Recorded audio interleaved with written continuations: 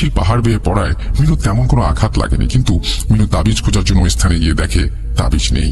এতে মিনু কিছুটা ভয় পায় এবং সে আগের মতো ভয় পেত না, যার কারণে সে এটাকে তেমন গুরুত্ব দেয়নি।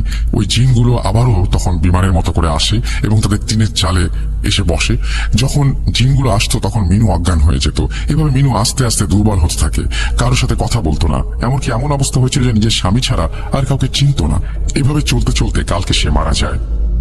আম্মুর দাফনের পর দাদু আমাকে নিয়ে চকরিয়া চলে যাওয়ার জন্য প্রস্তুতি নিচ্ছিল।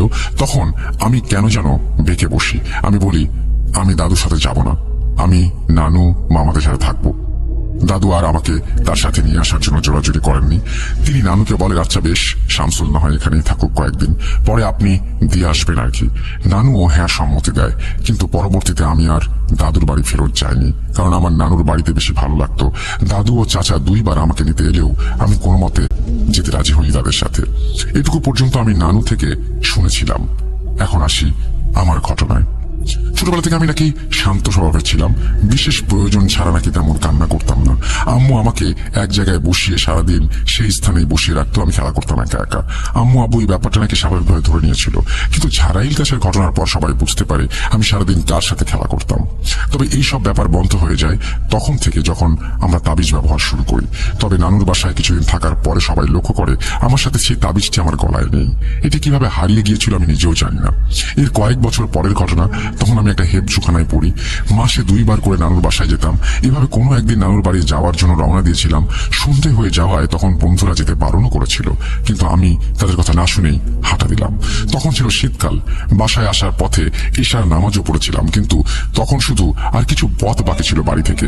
বাসায় আসার পথে কোনো একটা ছোট বিল পড়ে। বিলের পরেই আমাদের সেই গ্রাম, সেখানে নানুর বাসা। শীতকাল হলেও তখন তেমন কোনো বেশি কুয়াশা ছিল না। বিলের কাছে আসতে একটা জিনিস লক্ষ্য করলাম। একটা বড় সাদা ধবধবে কি জিনিস যেন আসমান থেকে বিলে নামছে। সেটা কাগজ ছিল নাকি শাড়ি তা আমি ভালোভাবে খেয়াল করিনি।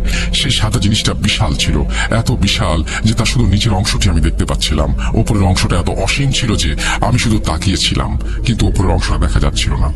মনে হচ্ছে ওই সাদা জিনিসটির শুরু আছে শেষ আসমানে। কিন্তু দেখতে দেখতে সেই জিনিসটি মাটিতে পড়ে গেল এবং ছোট একটা বিড়ালের রূপ নিল। বিড়ালটি এত সুন্দর ছিল যে আমি আপনাকে বুঝিয়ে বলতে পারবো না। সেই বিড়ালটি বিলের মধ্যে একটা পাওয়ারফুল এনার্জি লাইটের মতো আলো হয়ে জ্বলছিল। কিন্তু কিছু সময় পর লক্ষ্য করলাম বিড়ালটি আস্তে আস্তে হালকা কুয়াশার মধ্যে মিলিয়ে গেল।